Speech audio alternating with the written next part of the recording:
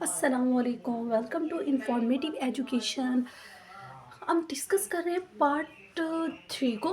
ठीक है, 12 टेंसेस के पार्ट थ्री को, प्रेजेंट परफेक्ट टेंस। ठीक है, प्रेजेंट इंडेफिनिट जो है टेंस को मैं डिस्कस कर चुकी हूँ। प्रेजेंट कॉन्टिन्यू को भी आज जो थर्ड पार्ट में डिस्कस करने लगी हूँ वो होगा प्रेजेंट परफेक्ट टेंस। ठीक है, अगर स्टूडेंट्स ने या प्रेजेंट कॉन्टिन्यू का या प्रेजेंट इंडेफिनिट टेंस का जो है उनको समझना है या उसकी वीडियो देखनी है तो आप मेरे चैनल पर जाकर वो दोनों वीडियोस भी देख सकते हैं, प्रेजेंट इंडेफिनिट की भी और प्रेजेंट कॉन्टिन्यू की भी। Point clear. अब यहाँ पर जो हम स्टडी करेंगे हम लोग वो उसको स्टडी करेंगे प्रेजेंट परफेक्ट टेंस क्या है। मेरे पास कुछ एग्जांपल्स भी हैं जिनके एग्जांपल्स के ज़रिए सॉरी मैं आपको क्लियर भी करवाऊंगी। ठीक है, तो आपको पहले मैं समझा देती हूँ कि प्रेजेंट परफेक्ट टेंस होता क्या है। ठीक है स्टूडेंट्स, प्रेजेंट परफेक्ट्स क्या है। प्रेजेंट परफेक्ट्स के अंदर जो है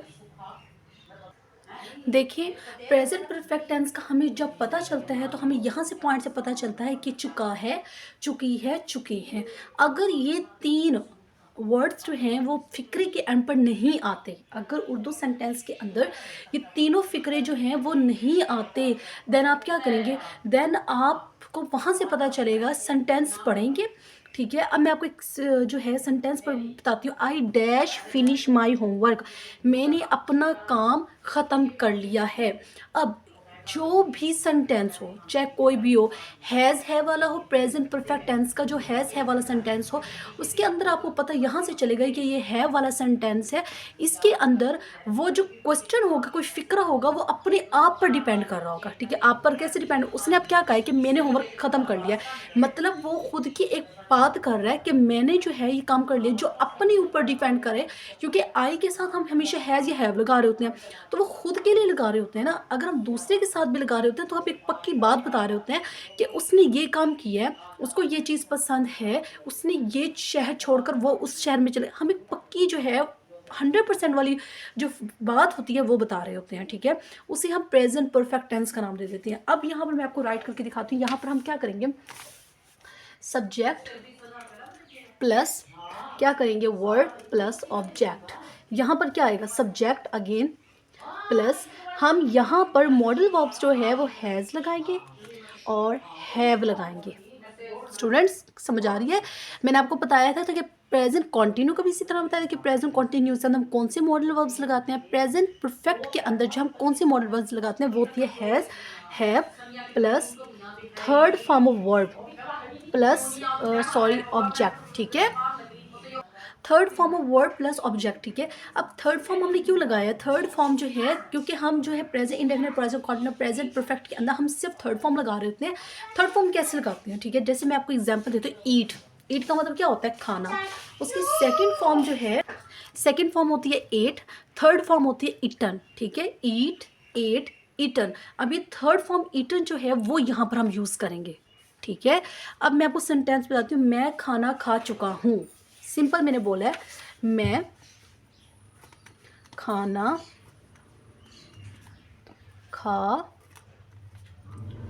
चुका हूँ। देखें, मैं खाना खा चुका हूँ। अब हम सेंटेंस कैसे बनाएंगे, मेक इंग्लिश क्या होती है, आई। ठीक है, पहले मैं आपको ये बता दूँ, हैज़ और हैव किसके साथ लगाते हैं। हैज़ का जो वर्ड है वो हम ही के साथ, शी के साथ और इट के साथ लगा रहे होते हैं। हैव जो है हम इसके साथ, क्योंकि जमा है, हैज़ जो है हम सिंगल पर्सन के साथ यूज़ करते हैं। हैव जो है वी, यू, दे। ठीक है, और पर्सनली काफ़ी मरतबा जो है हम आई के साथ भी हैव लगा लेते हैं। ठीक है, तो ये हमारे पास हमें पता चल गया। यहाँ पर पॉइंट क्लियर है, मैं अगेन रिपीट करती हूँ। अब हम यहाँ पर क्या कर रहे हैं, हमारे पास सेंटेंस, मैं आपको अगेन रिपीट करी, मैं खाना खा चुका हूँ। मैंने सिंपल बोल दिया मैं खाना खा चुका हूँ, या अब मैं खुद पे डिपेंड कर रही हूँ ना कि मैं खाना खा चुका हूँ। अब मैं क्या करूँगी, या मैं खाना खा चुकी हूँ, तो मैं जो है मैं बोलूँगी आई। ठीक है, आई के साथ आप हैव भी लगा सकते हैं और हैज़ का वर्ड भी यूज़ कर सकते हैं। देन मैं यहाँ पर यूज़ करने वाली हूँ आई हैव। ठीक है, अब खा चुका हूँ, खाने की इंग्लिश क्या होती है, फूड। खा चुका हूँ तो हम ईट। ठीक है, खाने की इंग्लिश क्या होती है कि ईट। एक होता है खाना जो हम खा रहे होते हैं, जो खा रहे होते हैं उसे बोलते हैं ईट, जो खाती हैं उसे बोलते हैं फूड, या उसको ईट नहीं सिर्फ फूड ही बोलेंगे। ठीक है, तो हम बोलते हैं आई हैव ईट। अब ईट फर्स्ट फॉर्म है तो हम यहाँ पर third form of verb use कर रहे हैं, ईट, एट, ईटन, तो हम यहाँ पर ईटन राइट करेंगे। I have eaten food. देखिए student, I have eaten food, मेरा क्वेश्चन यहाँ पर क्लियर हो गया कि मैं खाना खा चुका हूँ, आई हैव ईटन फूड। समझ आ गई है? अब मैं कहती हूँ मैं खाना नहीं खा चुकी हूँ, तो मैं क्या लिखूंगी? I have not eaten food. Point clear students? अब मैं आपको सेकंड एग्जांपल देती हूँ। मैं काम कर चुकी हूँ। मैं काम, अब मैं यहाँ पर राइट करने वाली हूँ, मैं काम कर चुकी हूँ। मैं काम कर चुकी हूँ। मैक इंग्लिश आई, ठीक है, आई हैव कर, काम की इंग्लिश क्या होता है? वर्क, ठीक है। करने की इंग्लिश क्या होता है? डू, ठीक है। Do first form, do, did, done. I have done, ठीक है। डन जो है ये थर्ड फॉर्म ऑफ वर्ब आएगी, देन मैं राइट करने वाली हूँ आई हैव डन, मैं काम कर चुकी हूँ, आई हैव डन वर्क, ठीक है। या मैं अपना काम कर चुकी हूँ, देन मैं लिखूंगी I have done my work. Point clear? ठीक है स्टूडेंट्स, अब मैं आपको थर्ड एग्जाम्पल देने लगी हूँ। थर्ड एग्जाम्पल करते हैं, मैं अपना काम कर चुकी हूँ, या मैं नहीं थी तो मैं बोलूँगी कोई और एग्जाम्पल मैं आपको देने की कोशिश करती हूँ। अब मैं थर्ड एग्जाम्पल बता रही थी ना आपको, तो थर्ड एग्जाम्पल क्या मैं देती हूँ? वो डिफरेंट ममालिक का सफ़र कर चुके हैं। लेकिन थर्ड में है चुके हैं, ठीक है। तो मैंने आपको एक फिक्रा बताया, वो यहाँ पर मैं राइट करने वाली हूँ, वो मुख्तलिफ ममालिक में, ठीक है, एक सेकंड।